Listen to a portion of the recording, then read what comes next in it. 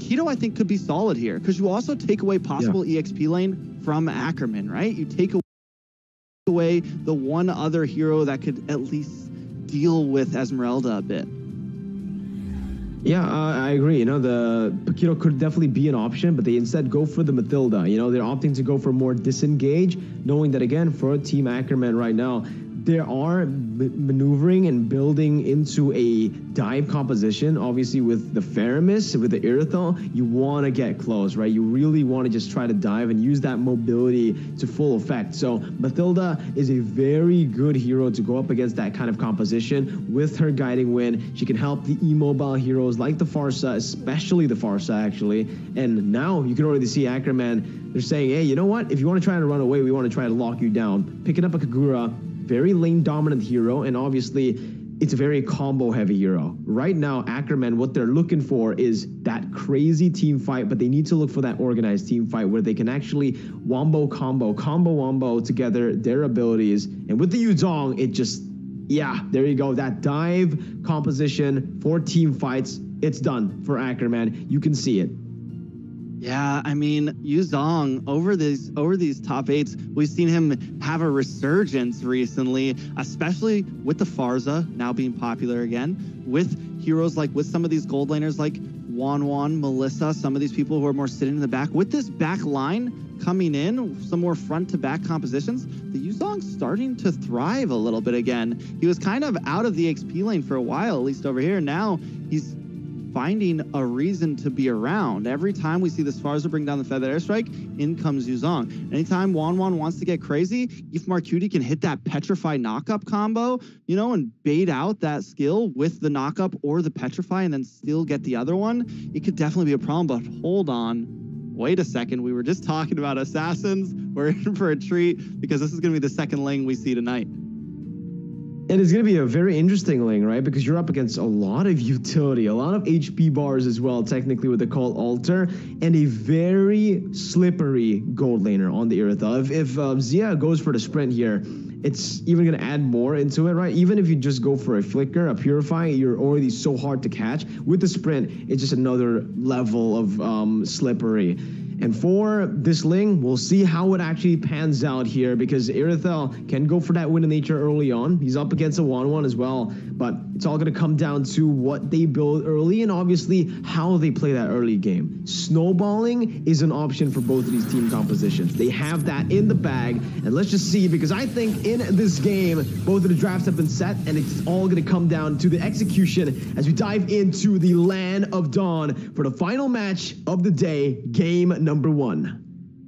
Now, we talked about this Ling. I think with the amount of damage that the Simpsons could have in the mid and late game with Cold World and even Farja, I think Fallen could honestly come down to more of a, you know, objective-based hero. He doesn't have to be the one who gets kills here. He could be the one who takes towers, split pushes possibly, alleviates pressure, and then gets back to Lord or Turtle in time to still be able to hit a Finch pose in combo it up with that ultimate, with that Tempest of Blades to be able to maybe steal, you know, a Lord or a Turtle here, be able to get around that heavy spin. But it's definitely not going to be easy, and it's a little bit different than what we've been seeing tonight. Here, though, again, we're going to talk about the matchups here. Firstly, though, in the mid lane, seems like they're going to go for a fight. Yeah, a little bit of something. Nako will be able to wing by wings out of that one, though, but we're already seeing the pressure of this Kagura kind of dominating that lane. Yeah, you know, it comes down to that mid control, right? Again, if they want to control the early game, you really want to have that wave control or either wave control or kill pressure, right? I think the Kagura and the Faramis, this combo has both. In terms of clear, they're really solid together with their AoE abilities. And in terms of that pick and kill pressure, we all know the Kagura damage and we all know the Shadow Stampede from the Faramis. In the XP lane, though, it does feel like it's kind of a stalemate, right? Both of these XP laners are just very sustainable. They're going to have a lot of good trades here, but I do think the Esmeralda has a little bit of an edge. So it's kind of traded in. Ackerman have a stronger gold lane. Meanwhile, the Simpsons have a stronger XP laner. Yeah, and sometimes it can really go both ways as we creep through the game, right? The XP lane can really help open up space for the team of the Simpsons, but also if that Aerothil gets online and Gina gets, falls behind, it could be a problem now. Promise is taken out. Lord is up. Mark Cutie with the Black Dragon does come in, but Tarzan able to retry up that turtle. Now, Mark Cutie going to zone them away, and Ackerman securing their first objective, not overextending, backing off quickly. They got what they came for, and they're going to move on. Gauss Cutie does pull a Shadow Stampede in the mid, but still nothing too major on the map just yet.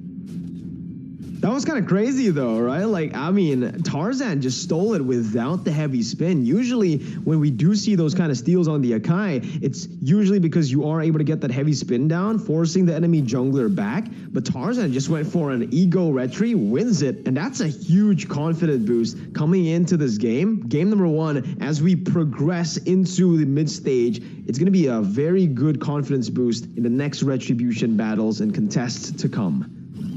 Yeah, and back to, oh, wait a second. Tarzan does get the heavy spin. Nate able to purify out of that using the wing by wings as well to escape. We're already seeing, as you said, that confidence. Tarzan feeling good, ready to make some plays for his team. Now, onto that EXP lane, right? Promise taking a death early on could be a bit of a problem, right? Could be a little bit of something here. Now, Promise, though, like Mirko said, should be able to start coming up on top, but he is a little bit behind. Up in the gold lane, though, a little bit of action. Fallen gets a little bit of poke onto Zia, but once again, the Aerothil just able to kite, move back and forth. A little bit of poke happening as well up on this turtle pit, but still both teams taking it very slow. We're 4 minutes in now. Ackerman holding a minimal gold lead of 1,000, but still enough that they can keep this pressure. A nice Nang overturn, though, onto Damien there, bringing him down very low, but he's still able to get away. So nice disengage from both sides. No deaths since the first, and taking things at a light pace here. And I really like how they are actually playing. Ackerman are playing around that top side with the winning lane. This will actually enable Zia to participate in more of these team fights. And even there, Tarzan is actually able to take the orange buff away. Without the retribution, though, they won't really be able to contest the turtle instantly. But that's another just confidence boost again for Tarzan, as he is going to have that retribution in the exact same time as Fallen in this retry battle for the turtle. One level ahead, though, means that he is going to have a little bit more damage on that retry as both of the teams look for this turtle. Yeah, and here comes Fallen, does have the Finch pose with Tarzan, and the rest of the team is going to commit, but down comes Feathered Airstrike, in overturn onto Nate, though. The turtle does go to Tarzan once again. Heavy spin comes out, paired up with that Cult Altar, is going to help them seal this even more. Nate goes down, and a turtle goes to the side of Ackerman, down to the bot side. Mark Cutie having a bit of problems. Promise trying to pick up something from the rest of the team, but the passive locks in, and it's not enough to get the finish, Mirko. Oh, that was beautiful by Mark QT down below. Also, just a beautiful retribution from Tarzan, who hasn't lost a retry battle at all here today against the Simpsons so far. Fallen, definitely that's going to hit him. He's going to be very frustrated in the next objective contests. But here in the gold lane as well, you can see that Zia is absolutely dominating this 1-1. One level lead. 1-1. Cole isn't even going to be able to recall because Zia notices that he wants to recall and just shoves in the wave, and they're looking for another invade into the enemy jungle. Yeah, Tarzan really keeping pressure up on it, knowing he's the bulkier person. This is what he needs to do right now, but Fallen doesn't want to quite give it up, but it does get lost over to the side of Ackerman. That is another piece of material in their hands. Now Damien in a bad spot. The steal play gets pulled back in. Circling Eagle gets bounced back, though, because of the heavy spin, but that is still a tower. The objective was made, and like chess, pieces are falling for the Simpsons. It's another good play by Ackerman. They notice where to play because of that winning lane. And now, look at Zia. He's not lane swapping towards that bottom side. He actually lane swaps into the mid lane to actually clear out waves and to, again, just try to funnel as much gold as possible into this Aerothel. That's already winning lane. Going back to that gold lane, bullying the 1-1 and actually looking for that play. Yeah, a little bit something up top there, but Cold World doing a good job at just poking, getting those lanes pushed in, and then getting away.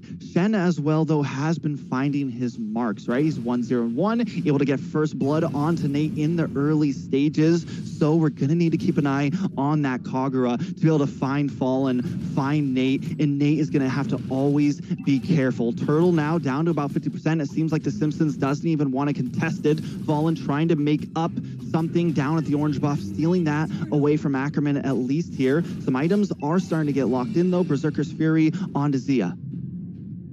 All right, but here you go again. It does seem like, you know, the Simpsons, they aren't really able to do much on the board right now because Ackerman are just so proactive on the map. And like you said, the Berserker's Fury has been completed here by the Irithel, by Zia. And that's just going to be such a massive power spike as they go down below.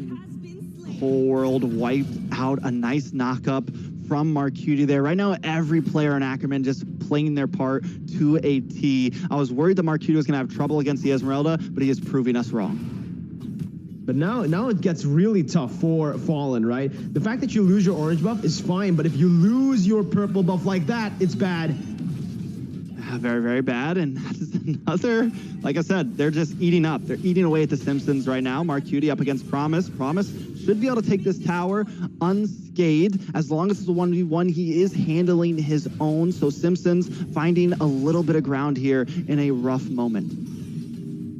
No purple buff on Ling, right? As a Ling player, I'd rather have everything taken except for that purple buff. And now without the purple buff, that's the kill pressure gone. Look at the Marcuti. Yeah, it gets the Petrify and the knockup. Fallen up to the wall. I'm not going to help you, Promise. May go down, and on the mid side, Ackerman also picking up a tower, making plays everywhere, but Black Dragon comes out. Promise goes down. Fallen does re-engage, wants to try to get something, but Marcuti gets the Cult Altar just in time. Galscuti here to save the day, and now they're going to move into the mid side as Damien tries to defend, but a wave of minions is coming, and Zia is going to try to take something here. Galscuti does have his back. We're going to get a little bit of poke onto that tower. Down on the boss side, though, Cold World making a move. Damien gets pulled in from that Shadow Stampede as Zia continues to poke. Feathered Airstrike comes down to keep Ackerman away. And down on the bot, there's still a battle. Cold World gets the crossbow of Tang, at least getting Shen. First kill for the Simpsons on the board. A good solo kill, very good solo kill by Cold World. Noticing that, again, Ackerman had most of their resources and most of their players in the mid lane. He decided to go for it, committing even under the turret because he knows that he can go for that 1v1. But again, for Tarzan, he's just going to go constantly being a nuisance in the enemy jungle, taking away the purple buff. And he's going to have more control every single time if he keeps on doing this. Ling without the purple buff, you have lost all your killing pressure, basically, right? Your dashes, well, even if you have killing pressure, you can't really escape right after you get the kill. Your Finch Poise, your abilities, very limited when it comes down to that energy. So you're going to have to be very, very careful, but here you go. Big Feathered Airstrike does get canceled out by Tarzan, followed up by the heavy spin, and Nate's deleted. A nice Yanang overturn to help him. Promise wants to try to re-engage, gets the Falling Star Moon onto Zia, but he's taking a bit too much damage. The burst is too much. Simpsons are forced to back off. This is right before the Lord gets started. Now Ackerman closing their jaws onto this Lord, and Simpsons seem a little helpless, but Fallen has not fallen out just yet. Still trying to keep his distance, but the damage from Zia just a little bit too much. Promise, though, back into the fray here. Black Dragon comes out, gonna try to keep them all away. Just bide enough time, that's all Ackerman needs to do, but they want more because Marcuti with the killing spree picks up one onto Cold World. Now add a Lord on top of that. This is looking very rough for the Simpsons, and Ackerman does not want to let up. They're now gonna move in on to Promise. Nate dropping the Feathered Airstrike. Tarzan trying to get the knock-up. Can't quite do it, but still keeping them away. Lord still coming, ladies and gentlemen, but Ackerman doesn't want to wait. Promise pinned against the wall. Able to get away from that, though, but the tower still falls, and Lord hasn't even started marching, Mirko.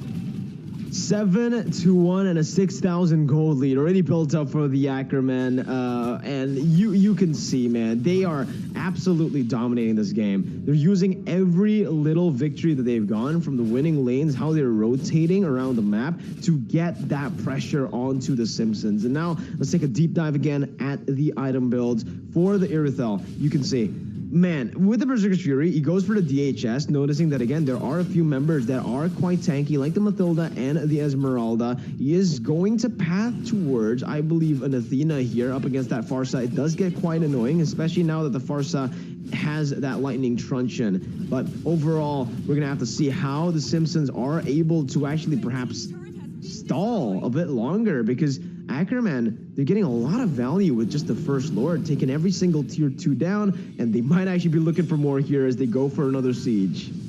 Now, wave of minions coming down the mid. Nate does use a Feathered Airstrike to try to keep them away from the base, and luckily they're able to do it. Simpsons holding on to nothing but inhibitors at this point. But, I mean, it is a long road for the Simpsons if they want to come back from this, right? They have a pretty big deficit, 8,000. Hold on a second, though. Conceal play coming on to Nate. Nothing gets too made. Promise with the Falling Star Moon does land on, but the tower finally does go down. Ackerman now finding a moment to strike. Tarzan comes in with a heavy spin, locks onto Damien. Damien goes down, a mega kill to Marcutie, and now they got something. Another inhibitor, another tower, and another kill. This is big for Ackerman.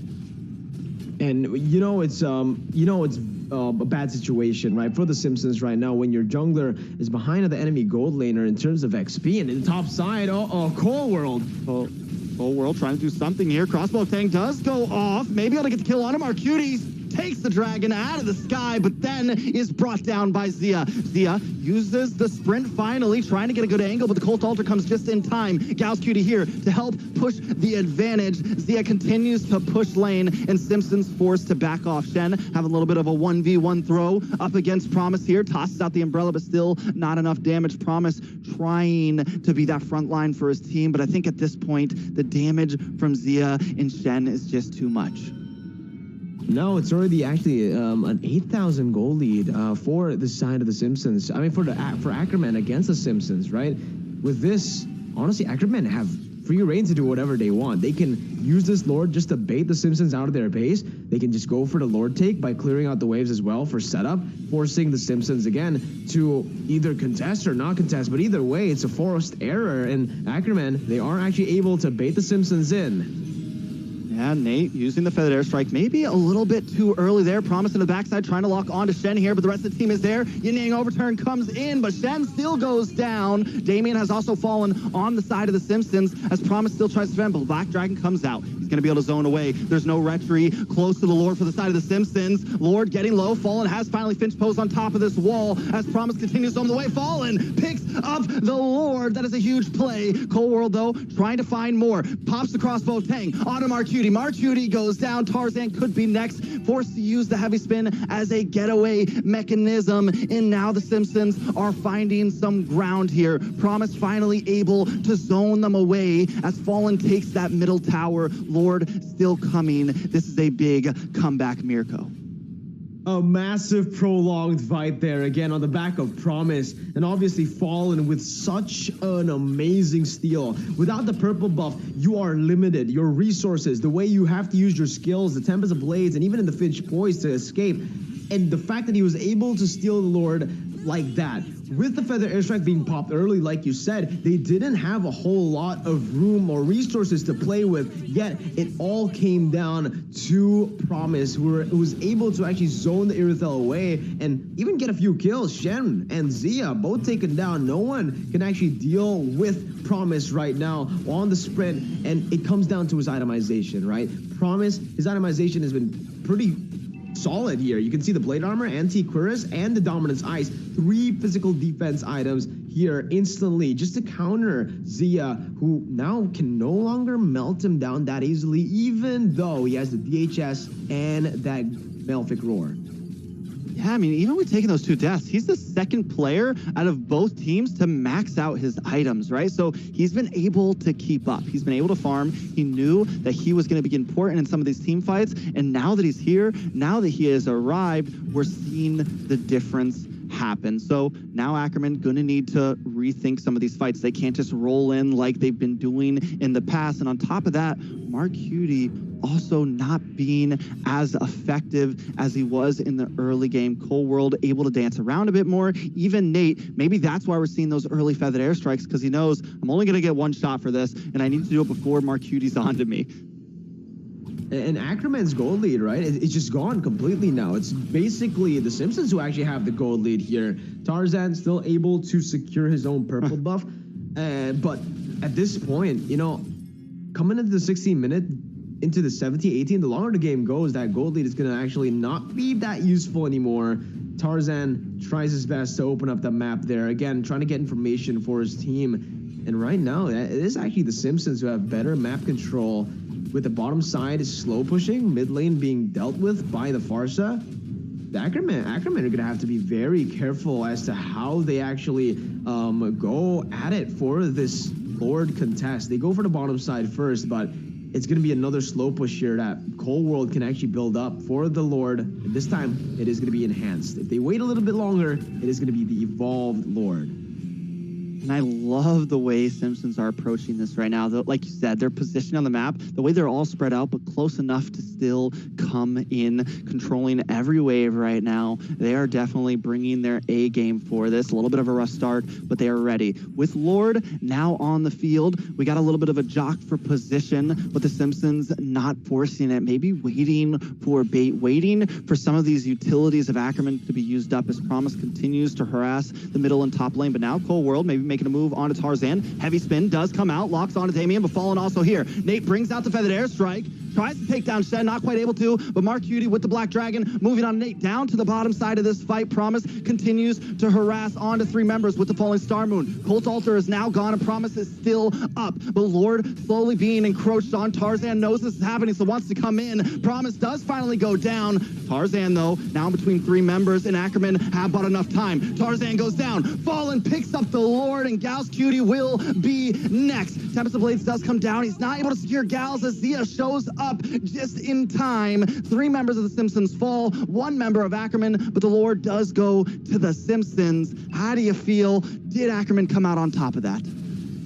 Man, honestly, you know, we've seen these scenarios so many times. You go for the Lord, you secure it, but you lose in the team fight. And honestly, it's still much more worth it for Ackerman, because with the team fight 1, 3 members taken down for 1, it's going to be a lot more room to play with actually for Ackerman. They aren't going to be able to firstly clear out this Lord. Secondly, they're going to get this pressure coming in, because with the death timer still there, Fallen's going to be down. They can actually look to secure their jungle, open it up a bit, but we are going to take a look at that replay once again. It was a beautiful zone once again from Promise, who was able to take Zia out of the fight for so long. This isolated Tarzan and enabled the team here for the Simpsons to actually go for these kills. Unfortunately, though, Fallen, he was baited in a bit too deep. He took the bait and he was punished there.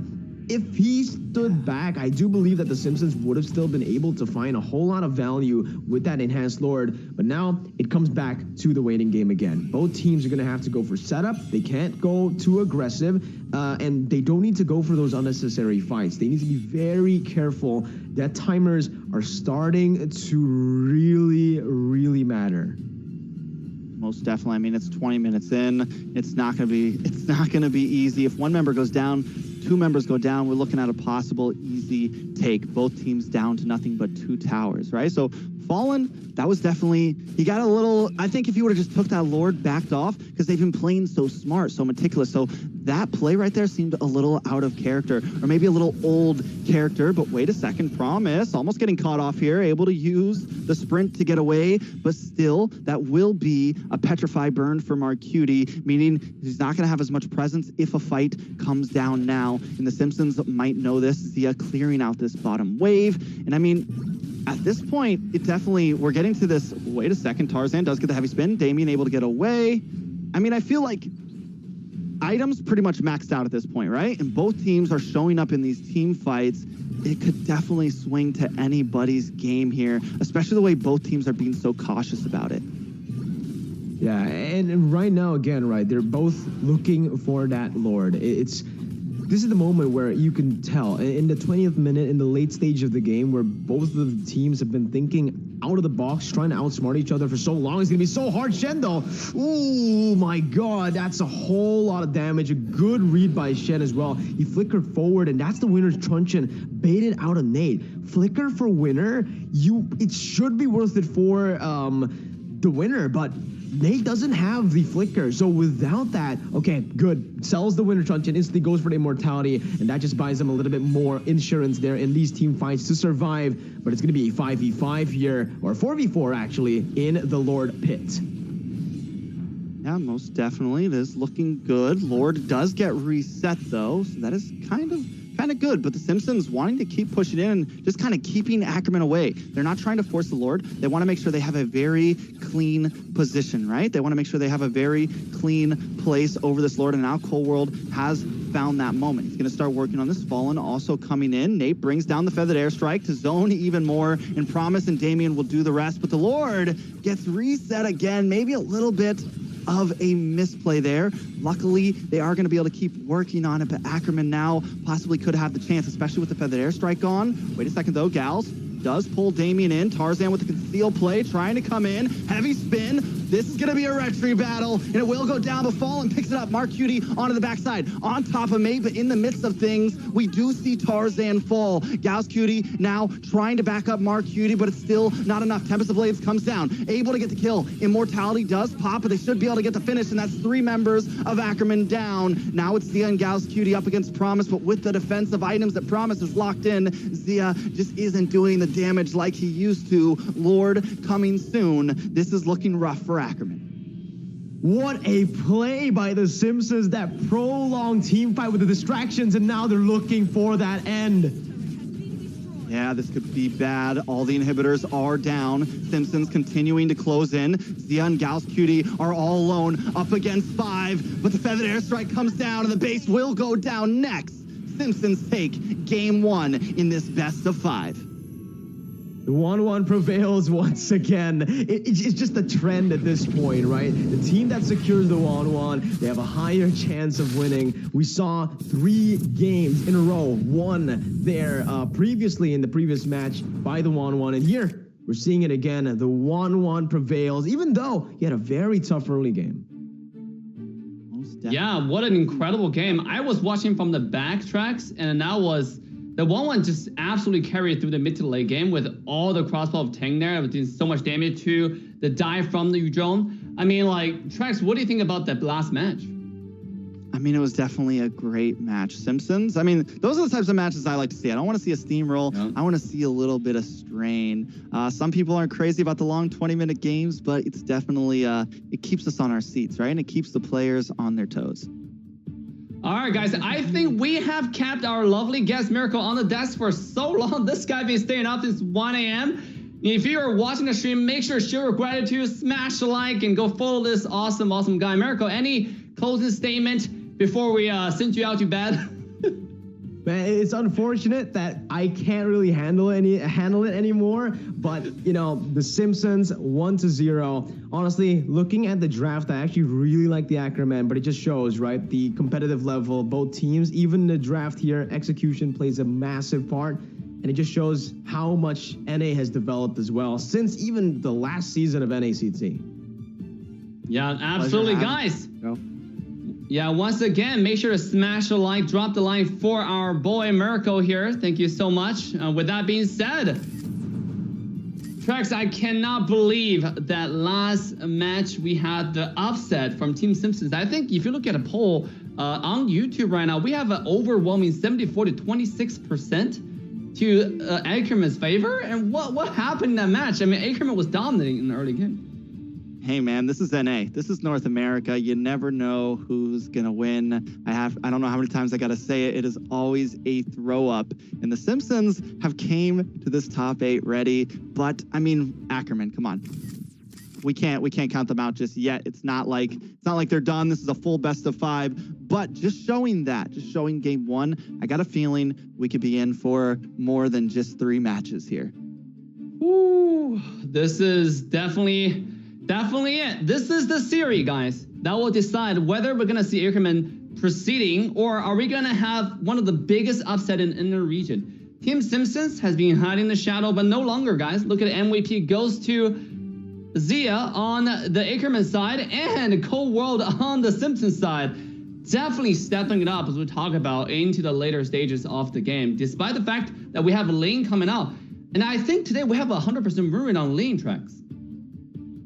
This is true, actually. Ling has definitely done well tonight, Dave. So, I mean, keep on hitting them, keep on telling them. We need to see more assassins. Now, taking a look at some of these replays, Ackerman was definitely winning. I mean, we're 12 and a half minutes. They have almost all of their towers, and Simpsons were down to nothing but bones, but they were able to hold on. Tarzan just making amazing picks, getting retries nonstop, all of the objectives. But this was maybe one of the moments that we do see Cole World start to get online, right? Get that outplay. He does go down, but still, we're seeing the first little bit of some damage from him. Now, I think this is second Lord right here. And this is also, again, things start to get a little crazy. I'm pretty sure this is the first Lord that the Simpsons take. It's a 1-for-1 trade right now, but this is a very prolonged fight. And even though the Faramis is on the side, even though the Faramis is on the side of Ackerman, Simpson's able to come out on top in that long team fight. And then another Lord. By this point, both teams down to nothing but 2 inhibitors, but Fallen steps up his game. He gets the kill with Tarzan, moves on to Marcuti, and with all of this, a Lord on top of that. So really, I think just Simpsons holding out and waiting for the moment to take the game. Yeah, I think the biggest issue towards the late game is who's going to kill that 1-1, because 1-1 is actually one of those characters that counter a lot of fighters, because once you dive in and use your full combo, 1-1 use that skill to purify everything, and then she's out of reach. If you cannot touch her, she just gets all this auto attack, just jump around you, and you're like, but I can't, it's arm length, but I can't do anything, and you just get out-kited and out-damaged.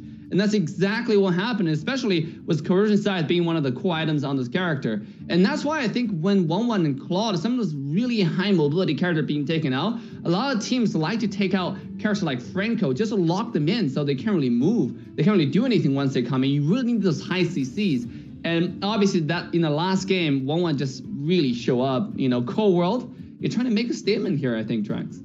Yeah, I mean, Mirko was wondering who's the true gold laner here, and this game could decide it. I mean, the Simpsons have come a long way, and if they want to take this, it is not going to be an easy route. They have a big hill ahead of them, a large wall to climb, because Ackerman getting dropped down to the lower bracket.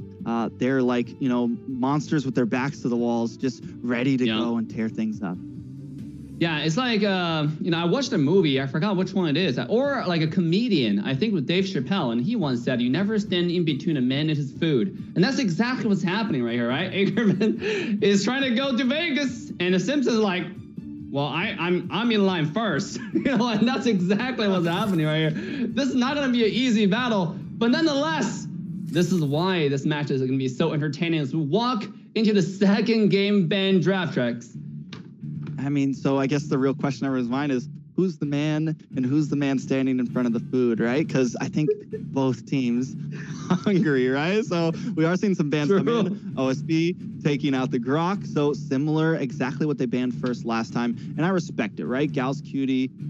They kind of forced them into picking up that Faramis last time, which it did well. But again, Gal's Cutie, we've talked about a lot tonight. He's one of those tanks who is a heavy engager. He wants to make plays, and when he gets put on the supportive role, it's not always exactly, I think, doesn't always exactly work out for Ackerman. Absolutely. I mean, that's something that we've talked about. Gal's Cutie thrives on the Chow. You saw those 5-man knockup with a skill 1 on the Chow. We're not talking about Shark wild chart 5-man in the base. We're talking about a Chow knockup on the 5 people in the base. So, I mean, I want to see the Chow coming out. Every time we talk about Gal's Cutie, I want to see the Chow coming out. But obviously, Simpsons have done their homework. Like you were mentioning, who is the man between the food. So, I mean, I think they're ready for this match. We might see that ban coming out soon. This is true. And there goes the 1-1 ban from the side of the Simpsons, and we saw Cole World on the 1-1 last time, but this time they know their first pick. I don't think they want to prio a marksman up front. So they're going to get rid of that 1-1 because they know with the swing back, it's very likely that Ackerman could pick it up if it's free. Right. And also, you have to understand, there's a Melissa, there's a Claude on the table. And I think yesterday when we talked to Leo, he also mentioned that in the gold lane, there are not so many options, right? There are only like 2 to 3 options. And when we're looking at 2 to 3 options, we're talking about what? Claude and Melissa and 1-1. So with 1-1 being banned out, it really depends on what Ackerman is banning right here. Because if there is still one good marksman left, that might just be your strategic advantage going to this game. Most definitely. Could definitely be something. Now, the Lilia getting banned out as well. So really honing in on the mages from the side of Ackerman right now. And there goes the Atlas. Now, Ackerman seems to be taking their time a bit more to where OSP, I think, is comfortable. They're on some momentum. They won game 1, and they're not changing up too much. But as you said, the Claude is still open, right? I don't think we've seen the Claude played in, since the Gosu game? Since, last night or the night before last night? But even then, it's rare. But Ackerman does finally ban it out. So now we're looking at what? The Melissa, the Aerithil, the Blade. We got to start digging deep. But OSP does have first pick here. The Melissa, the Faramis, all open. Belmont, do you mind you? The bug, just using one word to describe Belmont is the bug, right? I mean, there's the one person, his entire job, and then the whole game is just lethal, counter, plus retreat, secure every objective. That's what he does.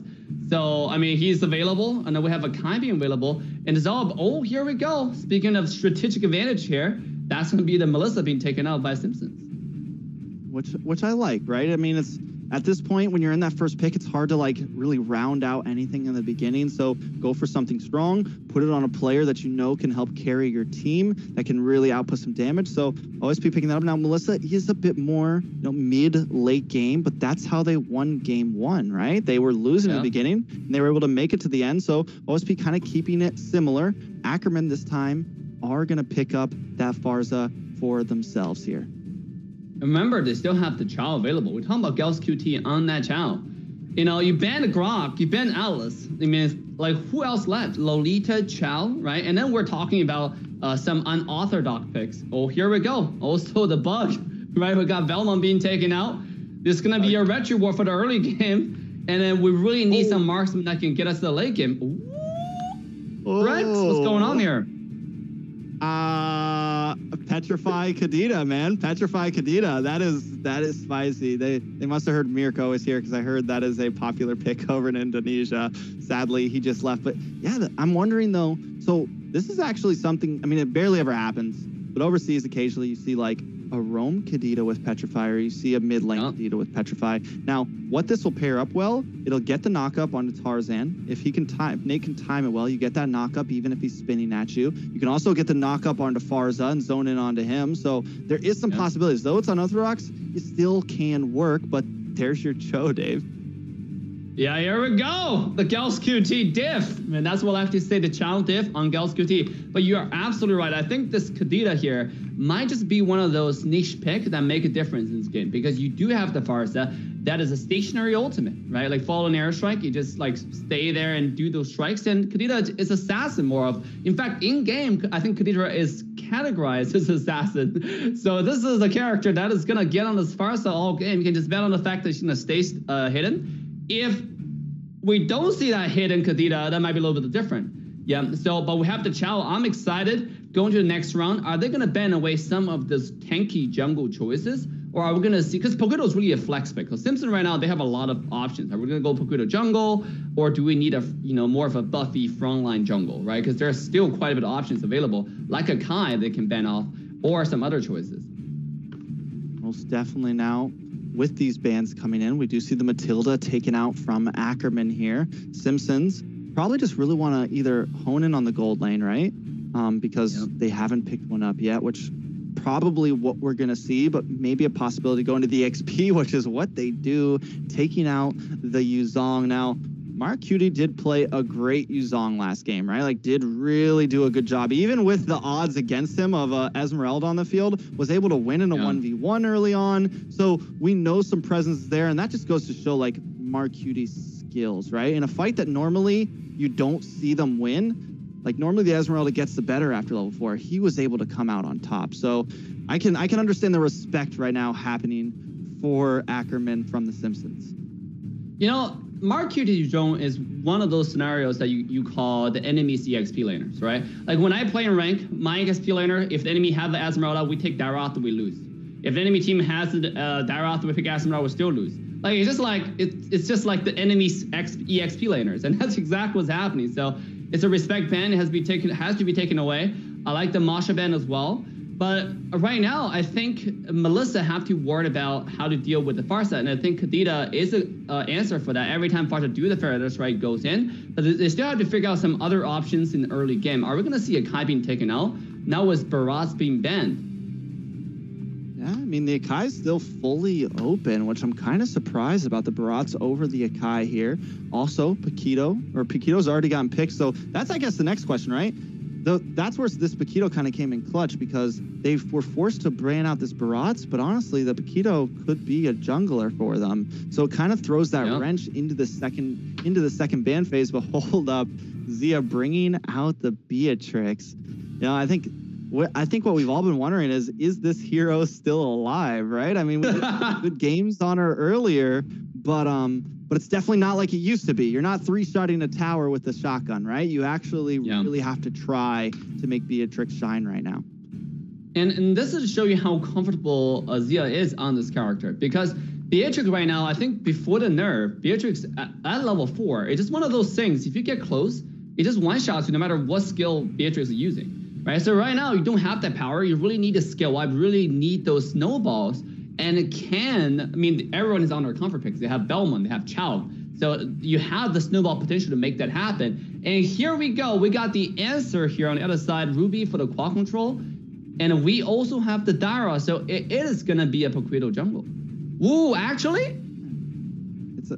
Paquito is going to be jungle. They swap it up, but then Urashi comes in with the Phoveus at the end here. Now, that's you dash you get onto the Paquito, you get on the Ruby, you get onto the Dairoth, you get on. I mean, there's a lot of answers here. I think one thing that Simpsons have going for them though, I like the Ruby. I like the Ruby. You can stop Gauss Cutie from trying to invade early on. Gauss Cutie isn't going to be able to just like be in your jungle harassing you like we would normally see him because Damien's going to be there. So they do have an answer there. Same thing if Tarzan wants to try to be super aggressive. There are some answers from the side of the Simpsons right now.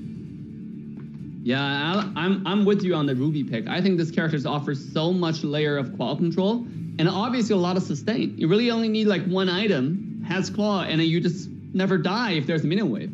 So the only thing is also Urashi with the Phoveus pick is pretty smart because you can leverage the passive of Ruby to get infinite dashes in this fight. But can it be enough to pose a threat to the Melissa in the background, ladies and gentlemen? Make sure to smash a like as we walk into the game 1. Oh, yes or not. We'll be jumping into a pause real fast. So it gives us a little more time, Dave, a little more time to bond, a little more time to grow our friendships as we talk about Mobile Legends. Now, let's get back to it. If we had to decide, right, I feel like both teams, their marksmans are kind of late game, right? Like, I mean, the Melissa doesn't really pop off for a little bit. The Beatrix definitely not going to pop off until some items get locked in. Looking at the junglers, we have the Paquito up against I'm having a mind blank. Help me out, Dave. Balmond. Paquito against the Ballman. So I think the Ballman kind of has the advantage on the objectives, but Paquito hits such a clean spike, like at that second damage item, to where he's just like, he's just punching, you know? So I think around the mid game, possibly Simpsons could have a little bit of an advantage. Yeah, it's I think one side is a little bit more squishier, if I say, like for Team Simpsons. If you look at their front line, yes, Ruby can have those sustain, but early game just doesn't have, when the damage is not there yet, when the items are not really equipped, like it's not going to be that strong of a presence. Whereas you compare it to the other side, you know, you do have the Bellman just stay in the front and doing everything for the team, tanking everything for the team, and securing all the objectives. So it's mainly come down to details versus pure brute force objective, right? From Team Simpson, from the Team Ackerman, right? Can they secure this objective, really help their marksmen scale up? Because right now, like you said, both marksmen kind of late game. Who's gonna scale faster to get those core items is gonna determine who's gonna have the upper hand in the first lore fight, in the second Numenon's lore fight, and that will pretty much, I think, dictate how the game goes. And I think the real wrench in all of this, something that could be like a swing factor, is Urashi on the Phoveus. This Phoveus continues to just be kind of like it could either be huge or it could not. It seems like we're having a few issues here. So once again, back to the desk, I guess, Dave. So like I said, the Yureshi on this Phoveus, right? I think that could be something that if the Simpsons don't deal with it correctly, it could be the end for them, right? Because the Paquito, the Ruby, so many people are going to be proccing that. And it's not, he's going to be able to really rip into that front line. And I think the main goal for Yureshi in the early stages of this game is just to kind of, you don't need to be aggressive, just kind of play it safe, buy time, don't die, and wait until you get some items in to where you can really just start coming in. But yeah, but like, you know, I want to be the advocate for the devil here, but at the same time, you have the Paquito who can dive onto your Pharsa along with Kadita. Remember those sneaky assassins, right? Like, yes, you can have Phoveus jumping onto those guys who are flexible, but yeah, at the same time, you have to think about that you have Melissa with the go away. Yeah, Melissa, if you stand still, activate, inspire, and just go to town, is not really moving. And yes, you can dash into the Ruby, but you dash into the Ruby, next thing you're gonna have is quad control and inspire Melissa auto attack onto your face. Right. Meanwhile, your backline who try to support you with the Pharsa is going to be dealt by Paquito, by Kadita. It's right now at this point, it's all come down to the execution of the teams, and I think this is going to be a really exciting match. It's definitely, you know, when you break it down and everything, everyone's kind of has a job, right? Everyone's kind of got to answer to the other team. So overall, pretty even draft, right? And now we are jumping into the Simpsons up against Ackerman. Simpsons are holding a lead right now of 1 game in this best of 5. One of these teams will have to go home tonight, Dave. Yes, GalsQT already playing very aggressive early game tracks. A very characteristic of this guy, but look like both, no one's giving an inch. Yeah, I'm definitely not giving it an inch. And there's that pop-up right there from Nate. And there's Damien kind of holding them back. But I will say that MarQt kind of winning out in the lane a bit, maybe a little bit faster. And it gives Ackerman a little bit of advantage over this Lethal Wander. Yeah, I mean, when you have the Chow, that's the thing about this character. It's so strong of an early game presence, right? Well, I think right next to Grok, who else really compete in early game aggression, early game wave clear? I think no better choices than Chow. Even Alex doesn't come too close to how aggressive you can be in early game. Speaking of aggression, here we go again, Trax. Yeah, GalsQT, I mean, he's keeping vision, right? He's keeping vision. He's not being too aggressive, but he's making sure that Ackerman knows where Fallen is. Up on the top side, we are seeing Tarzan work for this grab. Look, he's trying to bait Cole Red Eye. He's like, come on, come and try and get it. But Tarzan does take it, and now we're seeing a possible push, but Tarzan backs off. Yeah, pretty peaceful early game so far. I mean, again, I'm excited to see who gets level 4 first. Is it going to be Nate on the Kadita, or are we going to see something different here? On the bottom lane, though, Trax?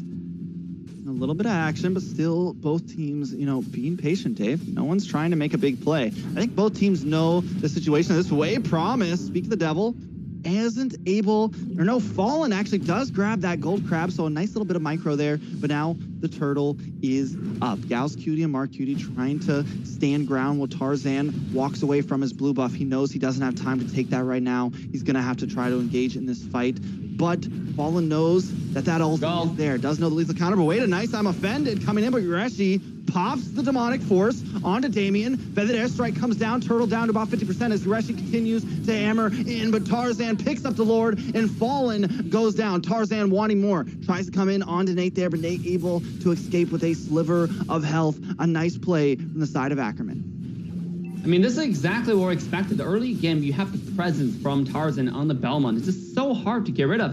And then, obviously, I mean, just not strong yet. Speaking of top lane, though. Oh, Zia goes down, but it's a nice trade. 1-for-1, both gold lanes down, Dave. Yeah, I mean, we're talking about the bottom lane, but the actions are non-stop between these two teams here. This is just, I guess, a really good play from Cold World just to get the trade before he goes down here. Speaking of that, here we go. One more time, GalsQT. Trying to do something, not quite able to connect, but Nate also, we're starting to see the slipperiness of this Kadita, right? That in and out, able to do some damage. And I think GalsQT is going to have to try really hard to not focus on Nate, right? Find a different target, because it is not going to be easy for Nate to find him. Yeah, and I really want to see the Nate camping in the bush waiting for the Pharsa. The biggest problem with someone like Kadita without anyone to help with the wave clear, you can see how much he's struggling right in the mid lane. Just to shove a 3-minute wave. And then, oh, here we go again in the mid lane. We have the dragon. Way of the dragon onto Damien, but that is a tanky. Those are tanks, you know? Or I think we're still at a standstill But looking at Fallen, kind of roaming through the jungle, and Promise also with a big cut, maybe caught in a bad spot. Demonic Force does come on, gets stunned up from Pharsa, and Yureshi picks up the kill, Dave. Oh my goodness. A little bit of reading the map wrong there, but I mean, this is the thing. Early game, obviously, you're not going to have this beefy front line from the Simpsons, but this might be the similar story to the last game, right? You have Ling in the jungle, it's pretty squishy, but towards the late game, when the skilling behemoth starts showing up, it may be a little different. Speaking of that, here comes the Ruby being beaten up. Gauss Cutie trying to find the Damien, and the Feathered Airstrike finds it for him. Yureshi picks up that kill, though, but in comes those waves from Nate, but still not enough. Nate goes down. Tarzan picking up that kill. Ackerman on a clean roll here. 5-1, looking very similar to the start of last game. Yeah, I mean, during the draft, I was actually expecting like Kadita support as we see more in the MPL scene, and I have like a front line, like a beefy front line in the front to distract the enemy. But here we go, one more time, the Turtle. Yeah, Demonic Force does come in. Turtle does go to the side of Ackerman once again. Promise can't do anything against Yureshi right now. No one can do anything against Yureshi right now. I was worried he was going to have a rough start and maybe wait a second, up the top side, Cold World taking a lot of damage. The go away will not work against that Feathered Airstrike, and Mark Cutie picks up another one for his team as Zia begins to work on the tower. Yeah. Right now, it's just the biggest problem for the entire set of Simpsons. They don't have vision control inside of the bushes, right? Like, and they don't have wave clear. They don't have someone who can help the Kadita to clean this wave. And if you have Kadita support, you don't have this problem. You just need to somehow get level 4, and you kept the whole game, right? You don't have to worry about showing yourself and worry about the wave clear. And that's something I think Simpsons really missed opportunity there, where they could have done something with a more sneaky support Kadita. Just go for your mage the whole time, trading a much less resources for a mid lane, for someone that's much more important in the game. Yeah, I mean, and they probably could have gotten something, like they could have went for a Kagura or something that kind of does the same exact thing as this Kadita. But wait a second, nice wave the dragon on to Damien here. Does flicker in, uses the I'm offended. Not able to quite get the kill. Tarzan used the lethal counter, but can't get the finish. Conceal used defensively just to get away for the Simpsons right there. But Mark Cutie's trying to make another play down to the bot side as they use the Feathered Airstrike onto Promise. Now gaining more and more ground. Another tower does fall, but this time the Simpsons are able to take it. So luckily, Cold World finding something up on the top side of the map. Yeah, nice trade from Team Simpsons here. They want to get our resources. Right now, it's all about getting those like standing gold, right? Whatever's available on the map, just get that, right? Because what they need is skill. What they need is item for the entire team, so Ruby can get those items. But before that, here we go mid lane. Oh, instantly taken out. Damien, though, misses the I'm offended. Gauss Cutie able to sliver out of that one. A nice play from Ackerman. I mean, this is starting to look a little bad. It's 4,000 gold lead already as Ackerman closes in onto this mid tower. Feathered Airstrike does come down. Gauss Cutie gets knocked up and taken out. A nice play again from Ackerman. I mean, we saw the Simpsons come back last time, but it's not going to be easy. Fallen picks up the turtle. A nice play stopping Tarzan before he can drop that lethal counter, but Ackerman is onto him. I don't know if Fallen's going to be able to get away from this. Caught him between many members. He knows he's going down. Nate tries to come in, uses those rough waves, but not enough damage still, and Ackerman succeeds, I think, in that exchange.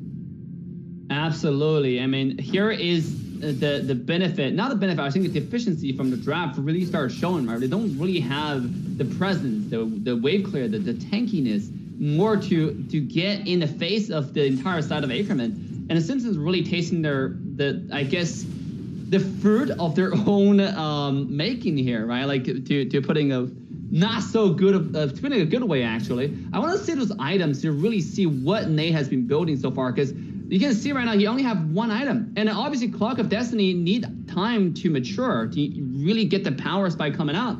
And he's like probably 1,300 gold behind compared to Pharsa, who is sitting at Lightning Truncheon already. Man, this guy's gonna burst in a shred your health bar. Here comes mid again.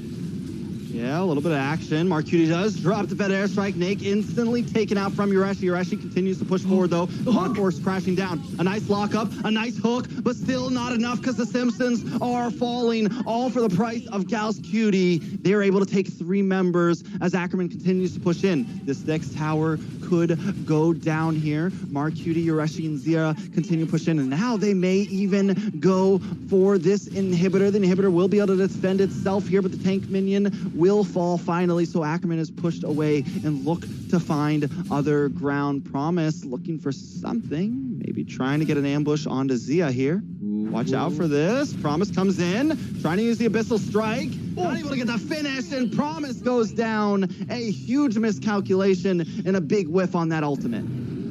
Yeah, it's a nice thinking from Promise. Unfortunately, it was just not, the promise just didn't become true. You know, it's one of those things that you wish your like girl would come back after 5 years of going abroad, but they never come back. And you're left by yourself. That's exactly what happened here with Promise. I mean, he went on Zia thinking that he can do the damage, but the Flicker wasn't able to proc in time with the Abyssal Strike. So was able to angle that correctly to get Zia down. And it backfired on them, right? Now it's a 5v4 and able to get the free Lord on them. Look at the gold differences. We're sitting at a 7,000 gold advantage to the side of Ackerman. They're looking to even up the score, Trex.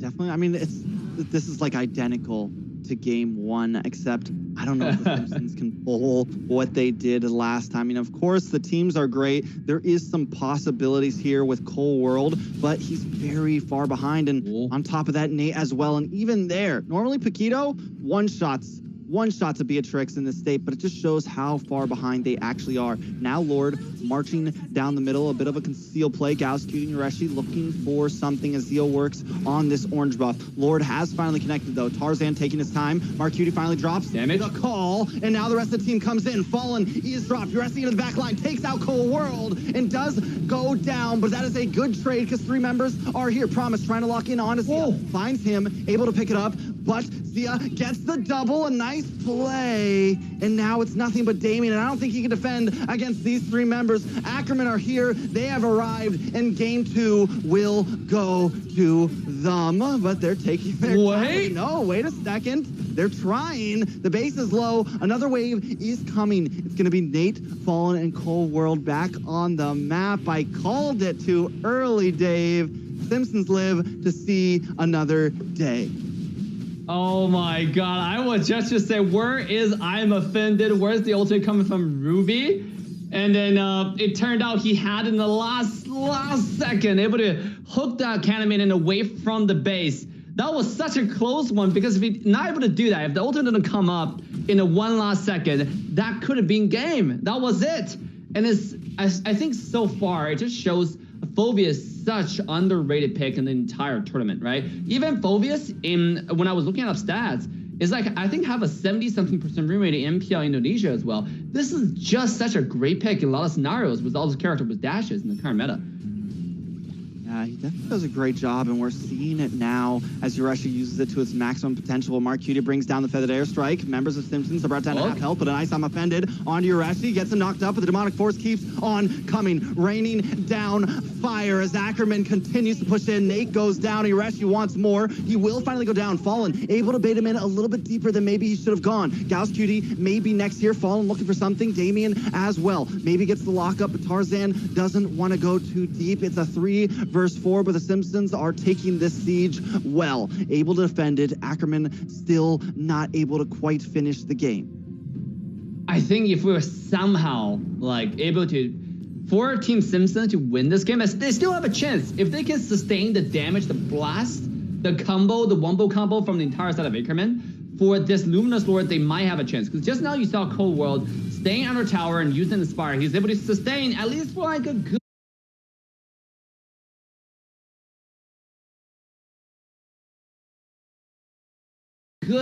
3 seconds there, right? Like, if he's able to get one more extra item, this might just be it. This might just be the counterplay they needed. Oh, here we go. Lord is already down and kicked right into an Abira's Passion. Fallen will fall once again as Ackerman continues to push forward. Another ult coming out from Zia to keep them away, but Simpsons are going to be sieging up once again. They do well in these sieges, I must say. They're able to survive against the odds, against what people think, but this time it's only getting harder. Zia going to use the sniper to chip away at this tower. Going to be able to take it. That's 2 inhibitors down now. Lord coming down the mid. Yeah, you're gonna have 2 completely synergized, actually 3 completely synergized wave coming down from all 3 lanes. Top lane has already been cleared. You see the middle wave flushing in, middle lane coming in, bottom lane coming in, and you only have 1 little tower standing track. This might just be it. But watch for Promise on the backside. Maybe a little bit too late, but the Fed Airstrike does come in. Connects onto Marcuti, hits the Abyssal Strike, but not able to make it. Lord at the base. 3 members of Simpsons already down. Nothing but Damien and Fallen will defend, and it's just not enough. Ackerman take game 2 in this best of 5. Absolutely, and here is the power of why you cannot just draft for the late game and think about the late game, right? Like literally, you actually just popped off with that Phobius this entire game. You might think, okay, if I can able to sustain until the 15 minutes, right? If I can get those core items, Ruby will come online. Yes, you can jump, but you know, we have the stationary. Melissa just do the inspire damage. Sure, but they're not even able to get to that point because when you go against a team like Ackerman, who's so good at capitalizing in the early game and turn advantage into wins, that's exactly what they're gonna do to you. They're gonna punish you to the full extent. And that's what we saw, right? That entire game, they never actually give you, or should I say, give Team Simpsons any chance to breathe. Most definitely. I mean, they didn't. Like, last time, Simpsons were able to kind of get their breath, right, and come back. But this time, Ackerman learned from their mistakes and just hammered in hard. Yureshi was on fire with that Phobius. Yeah. Even the few times that he went deep and ended up dying, he took out 2 or 3 members, you know? The man was just a monster, and I'm surprised, yeah, because even after the Phobius was picked, they still pick up the Paquito, they still pick up the Ruby. They just fall right into the hands of what Ackerman wanted there. So now it's 1-1. Could definitely go either way. The matches have been reset, essentially, and now we're down to a best of 3. Yeah. Going to the next game, really, for Team Simpsons, really have to rethink about the draft strategies, right? Do I really want to Kadita mid? Now, obviously, pairing up with the Ruby, not having the wave priority, not having the ability to clear wave. And for a lot of times, you can see the idea behind the Kadita pick, but you're not able to utilize the full advantage of this pick, right? Why do you want to do it? The win condition is Kadita have to be in the bush, have to be unknown like an assassin, but most of the times, she's stuck in lane clearing waves because she just can't do that as a Kadita really, really efficiently. Yeah, they needed to get through those first, like, 3 or 5 minutes of just leaving it at a stalemate, right? They needed to get past the laning phase to where Kadita could do that. But Ackerman knew their win condition. They knew that they needed to slow down Nate as much as possible, slow down Promise, and slow down Fallen, and they did that to a T. Now, looking at the scoreboard, the MVP does go to Marcuti with, am I seeing this right, Dave? A 20K DA. Ooh, this is way too insane. Oh my god. And look at the towers, Turtle, all the things leaning toward Team Ackerman. The MVP for Mark Suti is definitely well deserved, but hey, I might be biased here when I look at Gals QD Chow. I just can't track. Like, this is just one of those games I can't talk about the post-game analysis properly, because you see those engages, you see those dives, right? And on top of that, Yureshi's like just courageous dive with the demonic force right there, right? Diving in. You mentioned he went into the base actually behind the crystal, 1 versus 3 while taking down Cold World. I mean, this is just their best picks at the best performance right here. For the entire team, I would say everybody performed really, really well in the last match. Most definitely. I think Gals Cutie must have heard us talking about Joy Baj so much the past few nights and said, listen, I got to bring my Chow to the table and show him who the real Chow God is. So he does show up for his team right there. And now, taking a look at the replays, Dave, take us through this. All right, let's see some of the highlights here. Here we go again. Is Gelski looking for the engages? But you can see one more time, Marco just saw that coming from miles away from the Kadita, right? Because this assassin wasn't camping, wasn't in anywhere. Look, one more time, just getting engaged, getting dove on, instead of the opposite. And that's, again, the idea was good, but the execution was just not satisfactory. And that's exactly what we saw in this past match. And look at this dive right here. I want to pay attention to Rashi diving onto the Verver back behind the crystal. He got pushed by the go away from the Melissa, and he still take it down inside the fountain. So it's just one of those things. At a certain point, if you let the enemy snowball with a superior draft, then that's gonna be what happens. So here we go. I mean, the one last sword, and that's still the game. Yeah. So I mean, taking game 1 in where Ackerman almost took this, and now we are actually into the draft. Taking game one where Ackerman almost took this.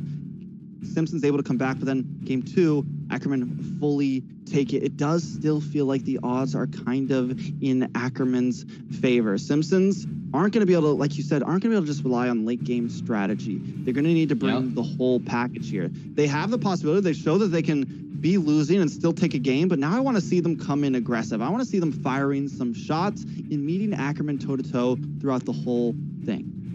Yeah, you're absolutely right. They show the resilience. They show they have the ability to come together and really calm their mind and come back. But now is the time. Now's the time for them to show us some meta, something that shows more logic, to counter the enemy strategy, some coherence, should I say, right, in their own draft strategy. So with that being said, we have the first two bans coming out from Team Ackerman, 1-1 and Alice, but I think we're not able to see the other draft from the other side, from Team Simpsons.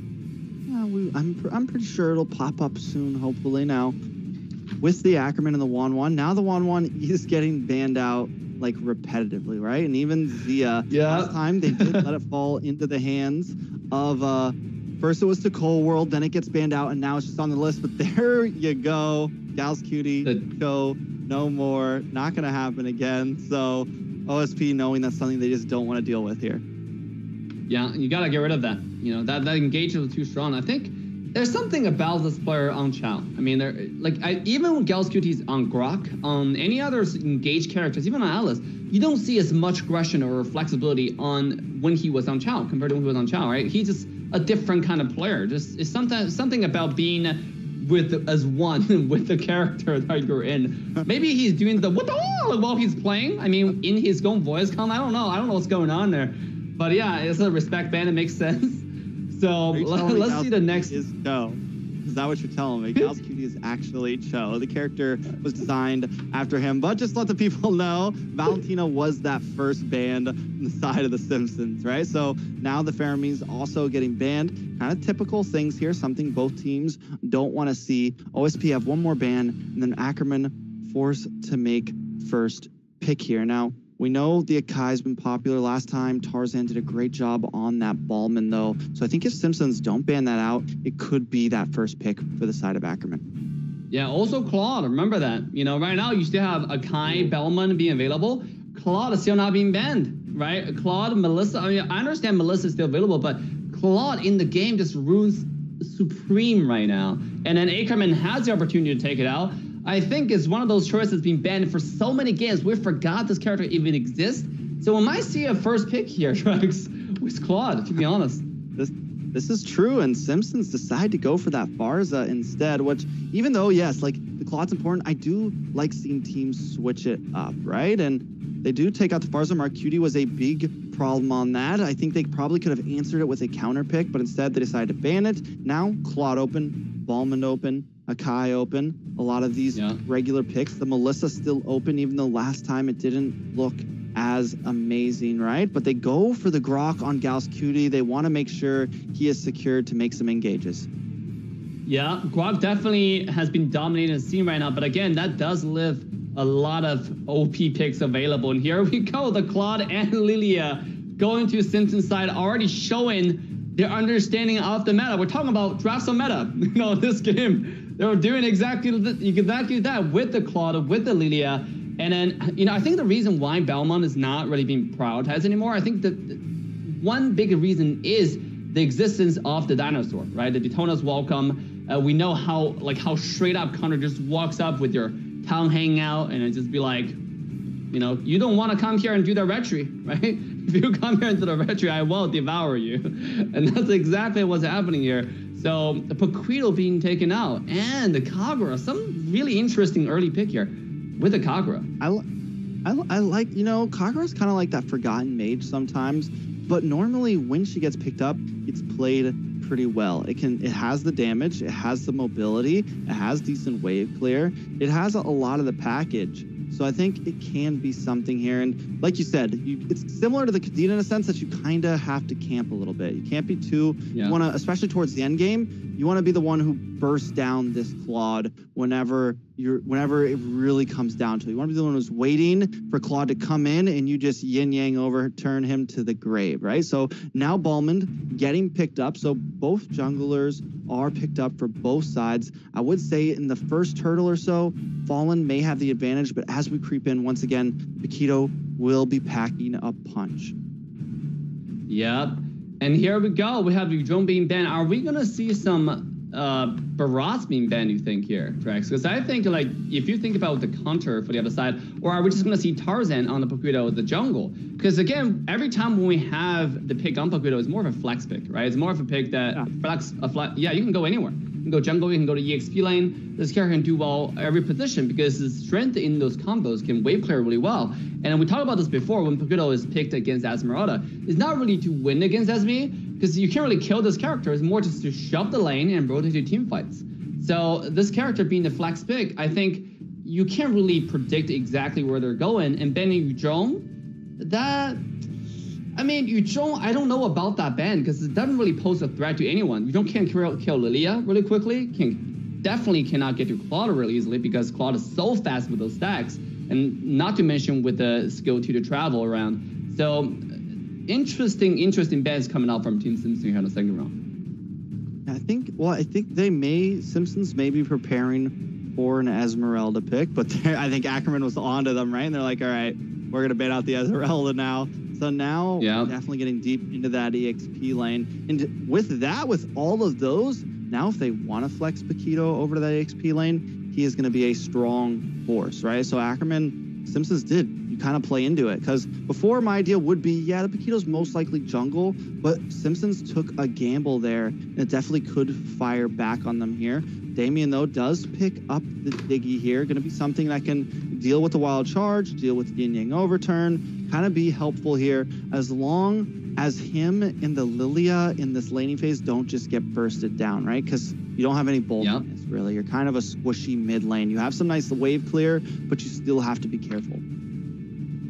And I think careful is definitely the right word here, because the biggest problem for someone like Diggy with Belmont is one of the best combo, most classic combo in the current meta right now. But with Diggy and Lilia in the mid lane, as you mentioned, the biggest problem is going into the bushes, right? Because both of them are squishy. If they get caught by the Grok skill 1, by the Kagura combo, that might be deadly. That might be something you have to pop the black shoes, pop the time travel, time journey, right away without even getting into the team fight. So, and by the way, when you mentioned that with Kagura on the wave clear, this character have to stay in the bush. And that's exactly what Grok offers. Help Kagura with wave clear, 1 umbrella plus skill 1, you're done, and you can roam anywhere you want. You can hide in the bush anywhere you want. And here we go. The last pick is going to be the Masha from Simpsons going to the EXP lane. That is huge. Not only that Karina in the jungle, you called it, Dave. They're going to put Paquito over into the EXP side. But Promise on this Masha, I think it's a player we're going to have to keep our eyes on. He was one of the deciding factors. He got player of the series in the first series of today. It seems like it was ages ago, but it was just this morning. So we got to keep our eyes on Promise, right?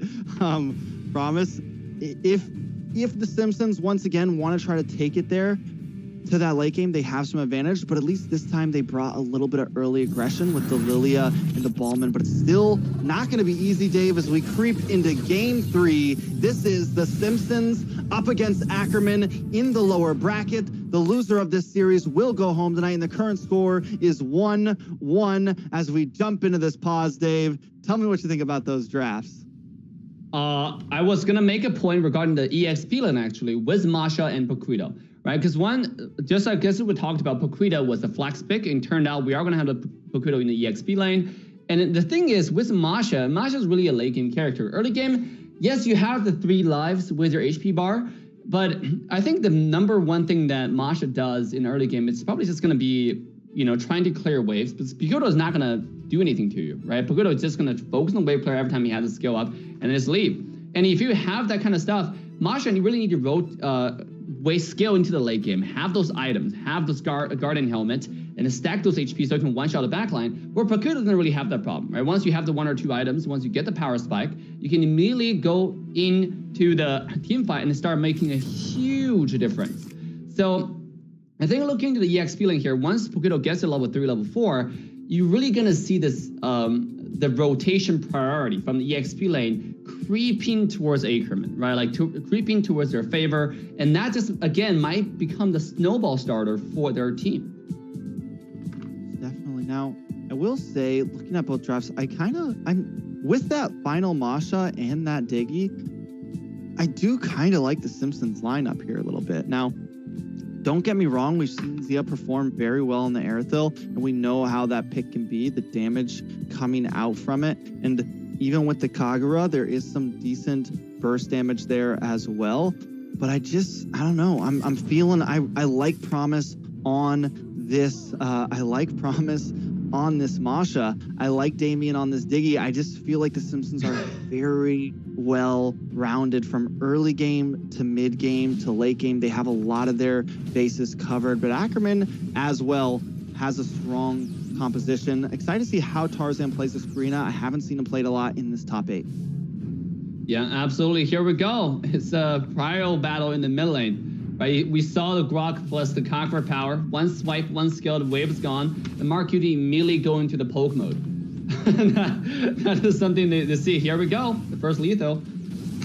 Yeah, first lethal will come down. It does go to the side of the Simpsons there, but both teams disengage directly after. I feel like with all the action we've been having tonight, these two teams have been taking it exceptionally slow in this laning phase.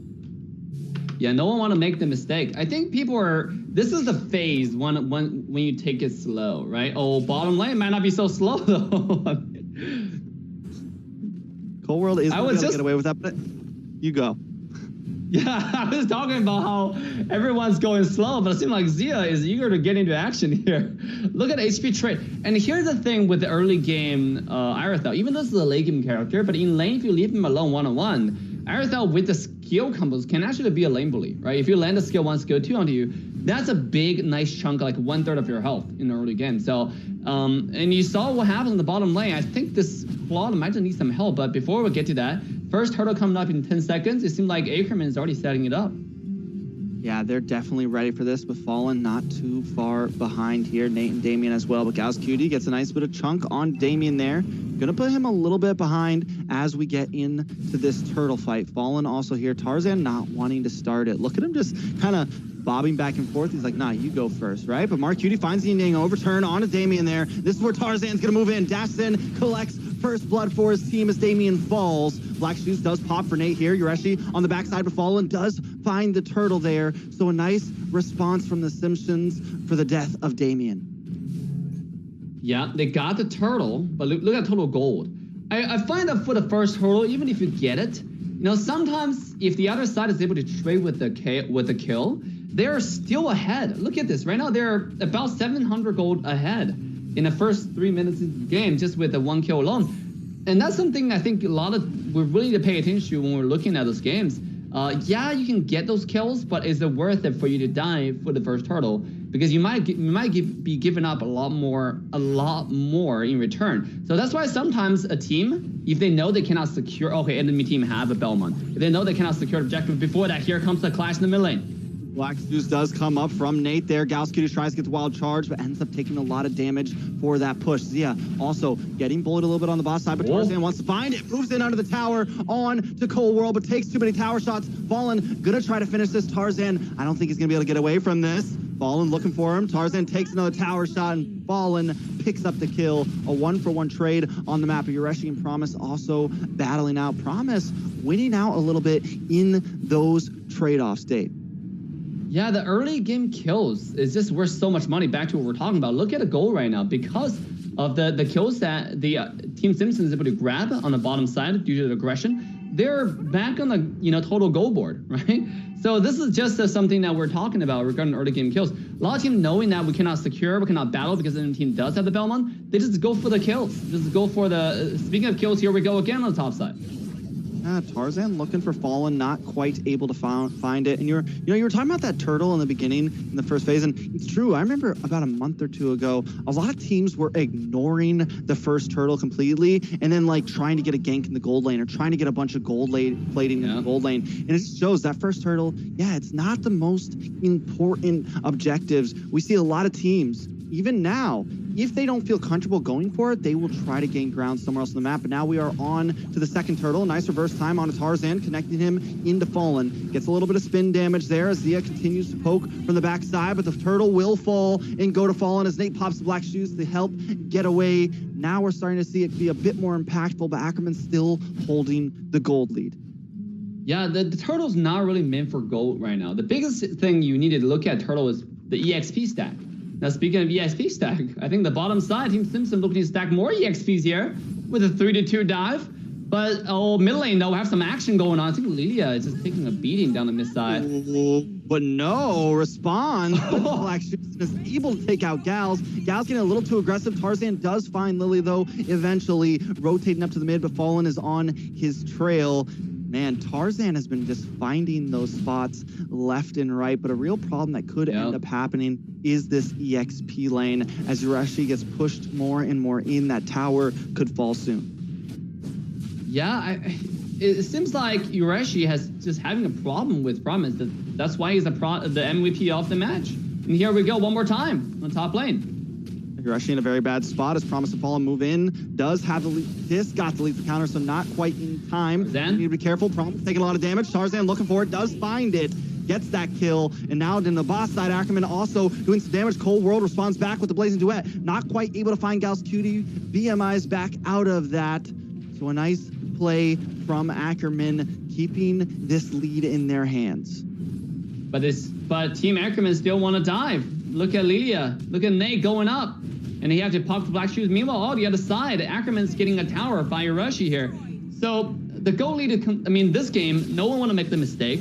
But somehow Ackerman is still able to find those advantages, leveraging the top lane with the gank, and then to really open up the map. Because even with the first tower, even though there's not too much goal differences on the map right now, we're looking at probably like 1,000, 1,300 goal differences. But when you have the first tower, it really just puts so much pressure on the enemy side. And here we go. Let's see if we're able to see a 5 versus a 4 on the third final turtle here on the bottom side.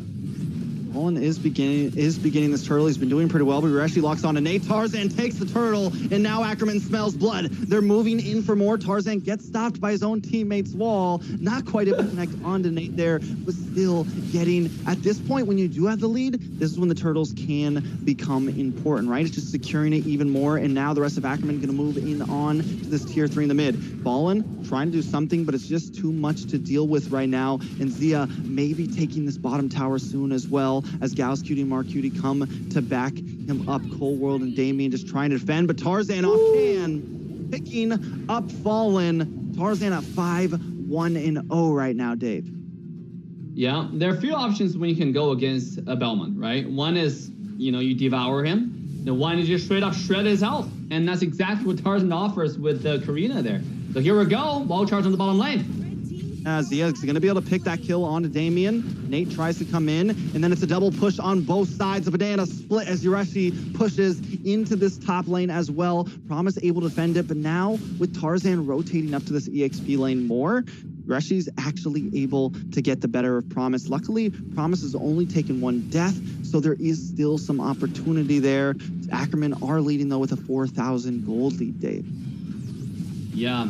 This is just getting more and more. We're speaking like a 1,300 gold in the first 6 minutes, right? 6.5 minutes. And with 1 advantage, open up the mid lane tower and able to, start rotating that advantage towards the other side. And sure enough, this has become an irreversible snowball, soon enough. Now, obviously, everything can be turned around with the first Lord, because every time we get the Lord, we usually know that Lord give your team about a 2,000 to 3,000, especially the first Lord, the normal Lord, I will say. Give you about a 2,000 to 3,000, or maybe even 4,000, depending on how your team is able to stretch it at advantage here. So this is the chance for Team Simpsons to really even it up. Are they going to start it, or is Ackerman going to respond with a huge team fight here? I think the Simpsons need to play this Lord very carefully. Maybe not even start it. Wait, Fallen's always trigger happy, trying to start it himself when I don't think he really needs to. He has the lethal counter. He can just kind of wait back like Tarzan's been doing to him. Yeah, mid lane. Getting that a little bit. Over in the mid side, a little bit of action as Promise comes in onto Mark Cutie. Zia does take a tower, though. The Lord continues. Promise finding Mark Cutie. Back to the Lord, though. Tarzan, he's having a bit of a bout with Fallen 1v1. Yureshi trying to zone the way, but now Damien and Promise are here as well, and now Tarzan may get pushed back. Yureshi finds Nate. Cold World goes down as well. Fallen may be able to get it, but no, Tarzan takes it in spite of lethal counter, and now the Simpsons are on the run. Damien very low. Damien goes down, and it's a 3-for-2 trade plus a Lord as Promise tries to find Zia here. Luckily he can, but now he's caught in between Yureshi and Tarzan, and he's gonna pay for that. Nothing but Fallen stands. Ackerman taking over on the map. Ooh, mega kill goes to Tarzan right now. When you have the opportunity, I mean, just now, it seemed like they were going to do it. Obviously, the camera wasn't able to pan to it, but in the mid lane, I think Yureshi was able to 1v2 and really gain a lot of ground over there. Just 1 versus 2 and pressuring everybody away. I think that's the reason why Simpson was not able to help Fallen to get to the lower side. And sure enough, here we go, one more time. He's just finding himself alone on the top side, like, but Tarzan, he's unkillable. Look at this guy's item, right? It's full tank, just sitting in there, and they're like, yeah, you can spin on me, but who cares? And here we go. Lord of Push on the top tier 2. Is pushing onto this tower, but they're making quick work of it. Doesn't even get the connection, so Simpsons able to defend once again here, but Ackerman is not done yet. They want more. They want to take every tower they can out of this push, and they continue to do that from last game to this game. They make even the first lore very, very detrimental, and on top of this, Simpsons have been unable to take a single tower so far, Dave. Yeah, and that's the thing, because without a tower, that's the thing we're worried about on the EXP lane, right? And it seems like Ackerman just find a window of opportunity and just run with it. You know, pedal to the metal and just go to town. We had the first tower from the EXP lane being taken down to the favor of Ackerman, and then that opened up the mid lane, opened up the bottom lane, opened up the lore fight, and really opened up Paquita's rotate to help the team, and that's exactly what's happening. You saw in the last Lord fight as well. We have Masha, played by Promise, staying on the top side, find himself always late for any rotations. Meanwhile, on the other side, into the, in contrary, you have Yureshi always one step ahead of his opposition, right? His counterpart, just coming to the team fight, 1 versus 2, being nuances to the enemy team. And here we go. That's one more time. The Promise was not able to find any split push at all because Paquita just shoved the lane over and over once and once again. This is at this point, I do not see what Team Simpsons can do. Maybe wait until next lore fight. That might be the chance that they really needed. Yeah, I mean, they still have that steal potential, but Fallen has not been able to pull it off. Tarzan's just been out retroing him back and forth, even with the lethal counter. So Simpson's gonna need to find something to deal with Tarzan. He's the major problem right now. He's the issue.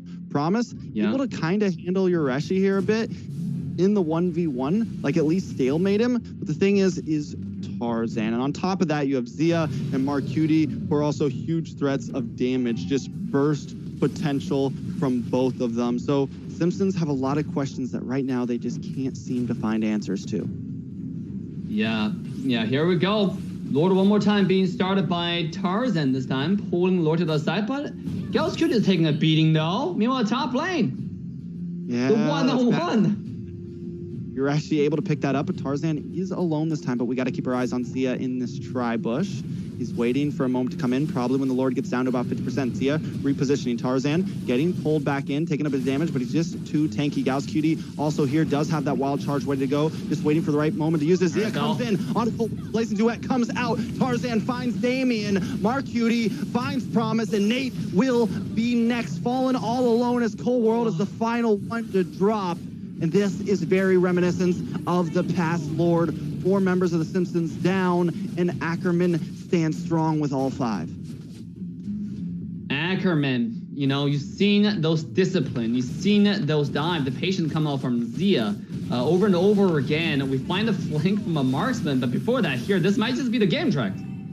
Yeah, they're moving in. A couple minions. Luckily, the spawn does come out, but they're going to take their time, move on to this bottom inhibitor, and Lord has not even connected yet. Ackerman trying to make work of this game as we creep into the 14th minute mark. Simpsons on the defense, but Lord is coming in just a few seconds. Yeah, Lord pouring in. You already have 2 towers down. Only 1 tower remaining. That's a Numinous Lord. That means the tower is gone. This is the final push, and Claude is not even fully built to defend this. This might just be it. Well, they are doing a good job, though. spreading things out a little bit. Lord already down to half health as Nate try to make work. Yureshi comes around the side. They connect onto Cold World. Nice getting overturn, but Cold World's still up. But they are on the base now, and they're doing damage down to 50%. Lord makes the connection, and the game goes to Ackerman. The base has fallen, and Ackerman are now leading 2-1. Yeah, once again, we have emphasized on this caster that said, you know, we talk about the mid lane, the mid jungle support rotation, how important that is. But a lot of time, the EXP lane has been drastically overlooked, right? Right now, the EXP lane is less about one-on-one, it's more about lane priority, right? That's why like EXP lane, or sometimes you look at the top teams, it's usually last picked. Unless you have the Poquito, you have the flex pick, then you can decide, okay, do I want to have Poquito jungle, or do I want this pick to go to the side lane? But most of the time, you've seen the differences in rotation and how much of the difference that make. For the longest time, it's been completely even, 1,000 gold differences. Doesn't matter who gets turtle, who gets 1 or 2 kills. It's a little bit of back and forth. And once the top side, Poquito said, I'm ready. Come here, Tarzan, let's get this, you know, tower knocked out. And that's exactly what happened. With that first tower being knocked out, the snowball just begun. And it just never stopped from there. Yeah, once Ackerman's it's something they're good at, whether it's in the mid, in the early, in the late. Once they kind of find that moment, once they get that ball rolling, it is very, very hard to stop them. And it shows right there. Simpsons tried to pull out every trick in the book in those Lord fights, but just weren't able to do it. Fallen trying to get the retry over Tarzan, unable to do it. Ackerman, really, after losing that first game, they've come in now, they've readjusted, and they seem like they are just ready. Like the first game was just a practice, because now they are just fully dominating. Here we go. Let's take a look at the final item builds. Look at the marksman side. Xia fully built out, 6 item decked out, monster here. Look at Claude. Right, we're still sitting at 3 items. Right? The gold differences is just humongous, right? Like 3,000 gold differences on a singular player. The same as any other position. If you look at the jungle, Tarzan's in 11,000 gold. Kimberly Fallen, just like a retry tool in a sense, right? 8,500 gold. Not able to find any farm at all. And in the early game, you don't see that much, and then it just scale and scale and scale. Oh my God. Ackerman coming prepared to show you what a disciplined team look like. This is just, you know, sugar to my eyes. Is that how you say it, Drax? I guess. I think so. I don't know which one you were going for there. But, it looks good. It looks good. That's what I said. It looks great. I will say, you know, you mentioned discipline, and that is definitely what we've seen from Ackerman in this last game. A lot of teams, you see a lot of them when they start to get that lead, they can make some mistakes. They can overextend. But Tarzan during those Lord fights was just so patient. The rest of the team, so patient. Xia hiding out in that tree, in that tri-bush, down in the bottom lane, waiting for the right moment. Everyone not trying to force it, even though they had a huge gold lead. And normally, you know, you just want to try to hammer them, but they wanted to take their time and pick apart the Simpsons there, and they did it very well without making barely any mistakes. Yeah, again, it's come down to a disciplined team with a coach, and I heard that Ackerman is actually getting professional coaching from some MPL coaches. So this is actually, I think, the difference maker here in this match, right? You saw those coordinated engages. Everybody was just kind of surrounding this area, but they're not really going in. They're not really waiting skills. They're using skills. And the moment when Tarzan decided, hey, let's go, Xia jumped in and just action all over the place. The instant bloodbath. And he saw the Claude in the last Lord fight, right? Like, wanted to go back, you know, try to escape from the freaking Arathel, and at just the moment he dashed back, he was have to face with the wall charge on the Grok, and it just instantaneous destruction here. So let's take a look at a replay tracks. Yeah, I mean, all we can say really is that they just continue to dominate. Promise was trying, and there was a minute where Promise was doing okay, but I think right when this is a second death, Yureshi 2-0 and 3, that was when we started to see the tides turn in that EXP lane, and Yureshi started winning out in those 1v1s. Now, this is the same exact thing we'll see in the next Lord. Fallen and Tarzan kind of going at it. This is when Xia comes in, bursts down Cold World, Cold World is not skilled enough. Even with the Blazing Duet, can't do anything to Zia there. Not enough damage there from the side of the Simpsons. Now, back into game 3? Game 4's draft. I'm sorry, it's a long day. Simpsons are in the gun with first ban, first pick. Is there something they need to switch up here, Dave? I think Ackerman, for Simpsons, right now we can see the synergy they're going with. We're talking about in a million the concerns about like having lane prowl. Again, the focus for every single team, the eventual focus has to be the late game insurance, right? Which marksman gets more farm? You saw the differences they made on Irothel, right? In the late game, despite that you have Wind of Nature on Claw, it doesn't matter. You know, Irothel, I have Wind of Nature too. Well, who cares, right? And on top of that, I have 1 extra items. One other attack is 40% of your health. You have to pop that dash, you have to pop that ultimate, the Blazing Duet. And that's exactly what happened, is how to get that gold lane there. Right? And that's when we see the mid-lane lane priority, the Grok. And this is also why Grok is such a prio pick right now in the meta. Grok plus any mage. You know, Grok just made any mage instantly good. Doesn't matter who it is. The Kagura, without a wave clear, Grok got you covered, right? Maybe I pick Xavier. I don't have wave clear. Grok got you covered, right? Maybe I pick some other mages. It doesn't matter. It's all about the lane priority and what you offer the utility, as you mentioned in the previous matches, to the team. And in the EXP lane, it's about the same, right? It's all about having the lane prio and having the pressure on the map. And that's something that we don't see right now from Team Simpsons.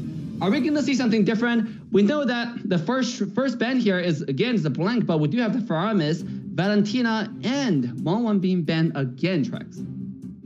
Yeah, and it is just in the missing ban will be Lilia, Dave. So taking away some of that early game mage pressure, but also keeping things open for themselves. I think the 1-1, I don't think we see it again for the rest of this series. I think that is going to be a staple for both teams here, right? And I think it's just been a staple all night.